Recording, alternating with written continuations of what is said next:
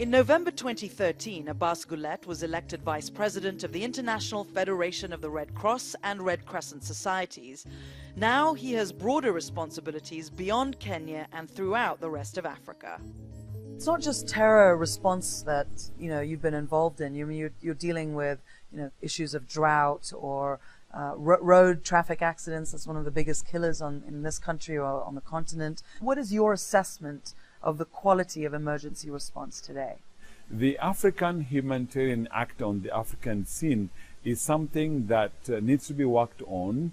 A lot of time people only know about international humanitarian actors coming to Africa, but there's a lot being done in these countries by national actors that haven't been given the same level of prominence, of the same level of visibility, which is something that needs to work on. One needs to work on. But I could say that as Red Cross or Red Crescent in these regions, our space of work is that huge. I mean, as you rightly said, yes, we're involved with drought issues for emergency response, but not many people know us for the mid to long-term food security issues that we are working on with these communities, because we don't want to be giving food aid. We want to address the root causes of these problems. Now, in terms of then road accident and traffic accident in the continent, over 3,000 Kenyans die every year of road accident. Over 30 to 50,000 are partially or permanently disabled. And the first response is crucial. And the same in all countries in Africa, I would say. What about the kind of out-of-the-box thinking that that needs to be done and that has been done when it comes to emergency response and healthcare? Yeah. Well, I think this is the main challenge, Zain, because we've been used to our comfort zones of waiting for easy money to come from up there and from the north and from donors.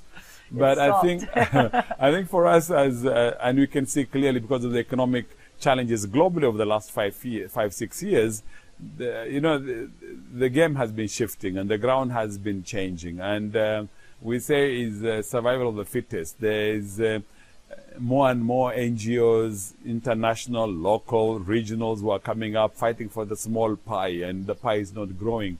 So you have to think out of the box to see how you would take this to the next level. And in this context, if I use the example of Kenya and particular Kenya Red Cross, we've been quite innovative over the last few years of saying that, look, at the end of the day, we can't sit and depend on aid. What we are looking for is more of investment to take us to the next level. For us to keep our mandate, we're expected to be responding to emergencies. So because of that, we decided, look, the aid industry is shrinking and the space is becoming more complicated. So how do we look different and how do we look out of the box? One of those out-of-the-box ideas was for the Kenya Red Cross Society to step into the hotel industry, which they did in a big way when they opened 3 hotels, including the Boma 5-star hotel in Nairobi. I haven't heard of that before. Is this well, it's crazy. It's a crazy idea. This is the first in this country. It's the first in this region. It's the first in many parts of the world. That today the Red Cross owns and runs 5-star hotel, but all is towards very good cause. That because we are saying any surpluses or profits that the hotel may make, every penny then is brought back into the humanitarian work of the Red Cross. Constitutionally, we are allowed to do business as long as every penny is plowed back into the humanitarian work of the Red Cross. What is it that you would like to see happen the most? Well, I would like to see a day and time in our continent, in this continent of Africa. I find it as a land of hope and land of opportunity. I find it a situation where what you're looking for is well-functioning African Red Cross, Red Crescent societies that will always be the first one to respond to emergencies, first in and last out in their respective countries, and where the citizens of this continent can rely on them.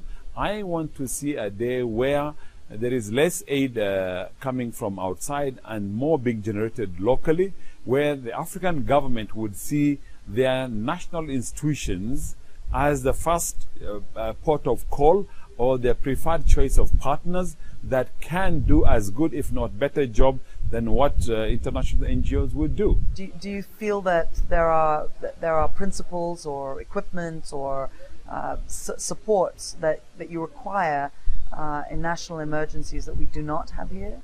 So I guess, many times then people talk about lack of this or lack of that, and that becomes an excuse for not doing what we have to do. From where I sit, we all have a role and responsibility to play. Kenya, for example, is a country that's looking Vision 2030. Yes, we can be better prepared, we can be better equipped, we can get the best technologies in the world that can help us to be a more better responders to emergencies that may occur into the country. So indeed, yes, there are technologies, there are equipment, there are materials that we may not have today. But I think the most important thing for me is coordination and having policies in place where the government then take responsibility for leading and coordinating that intervention, where all of us then come in to support them, and realizing that it's not only their business, not only our business, it's all of us doing this together. And this can be replicated in other countries in Africa.